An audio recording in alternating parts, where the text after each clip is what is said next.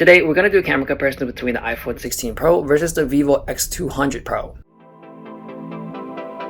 First, I want to say that iPhone is my main daily phone, and I do use it sometimes to shoot B-roll of the things I need, just because with the ecosystem it's easier to just airdrop to my laptop and I can edit quicker. But man, the Vivo X200 Pro, the camera is just so good. In my personal opinion, I think the clarity, the cleanness, and the quality, everything from the ultra wide to telephoto is just the winner on the X200 Pro. And shooting with the Vivo actually feels like I'm having a little point and shoot camera on me. Like shooting with the main wide camera, you can get a little bit more bokeh or background blur, which I know most consumers won't really notice, but if you're a photographer, that's something you always want to get with something so small and pocketable. I know it's not a full frame look, but it is getting closer, especially with the telephoto lens. Because hands down, the Vivo wins in this section easily. First, you can tell that it's pretty digitized on the iPhone, whereas on the Vivo is very crispy clean. Next is the background blur. It's not even portrait mode and you get a lot of it. So this is a great way to segue into portrait mode. And shots like these when the camera is facing the sun, for the longest times, the phones will make you or the subject look silhouetted. But on the Vivo, you can still see the face pretty well, and it's also a bit more saturated, so it pops more. On top of that, I am so impressed with the cutouts to the point where they even got the strands of my hair right. Also, the cutouts in general seems to be a lot more cleaner on the Vivo too. And when I was shooting 5x on the Vivo in normal mode or portrait mode, I noticed that on the portrait, it seems to be more vibrant, and that's something I feel like a lot of normal consumers would naturally want. If not, you can always shoot in normal mode and you can pick the color profile too. Because in this video, all these samples are shot in the Zeiss's natural color profile. And if you want something more vibrant, you do have that color profile, and something a bit more moody, then you do have the textured profile.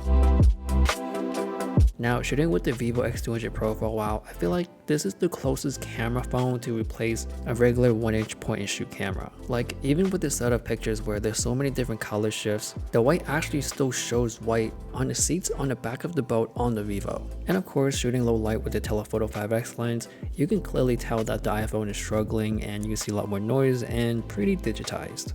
To get pretty geeky on this stuff, the sensor size on an iPhone on the telephoto is 1/3.06. And on the Vivo, their telephoto sensor is the largest one so far, it's at 1/1.4. And keep in mind, the main camera on the iPhone is 1/1.28. So the size of the telephoto on the Vivo is pretty close to the main sensor on the iPhone. So the hardware is there, the camera samples is also there. Clearly these samples are just a lot better on the Vivo.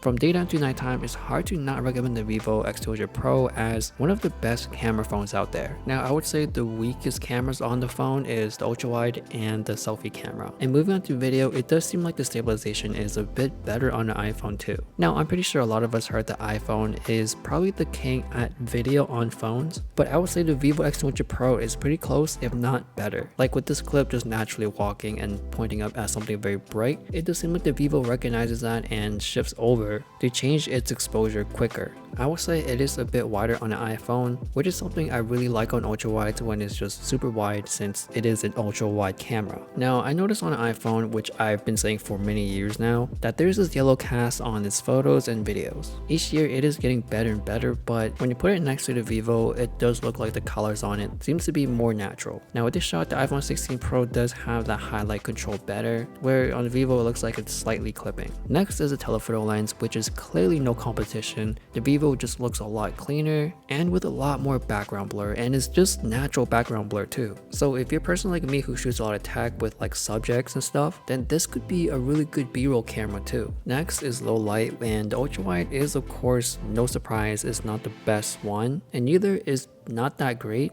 And sometimes the iPhone seems to have a lot more jitter, and sometimes the Vivo has a lot more jitter, so I will say the Vivo might be just slightly cleaner and you can see less noise. Now moving on to the main wide camera, which should be the best looking one. Both of them seems to be pretty even and I can't tell which one is better, but I do notice that there is a reflection on the iPhone, especially when you're shooting at bright lights. So that may turn off some people because it can ruin your photos or video. Now for stabilization, it seems like the Vivo is slightly better and I do see less micro jitters, therefore giving a cleaner video image. And on top of that, I randomly see jerkiness on the iPhone too. Next up is the telephoto lens. Again, no competition here, since the sensor size on the Vivo is naturally bigger, therefore giving you the better quality, less noise, and just a cleaner image overall. So again, it's really hard to not recommend the Vivo X200 Pro to a person that wants a good phone camera. And I know this phone just came out, but I will say this is one of the best phones to recommend, and it's probably one of my favorites right next to the Xiaomi Ultra series. So let me know your thoughts on this comparison. Thanks for watching, and I'll see you guys later.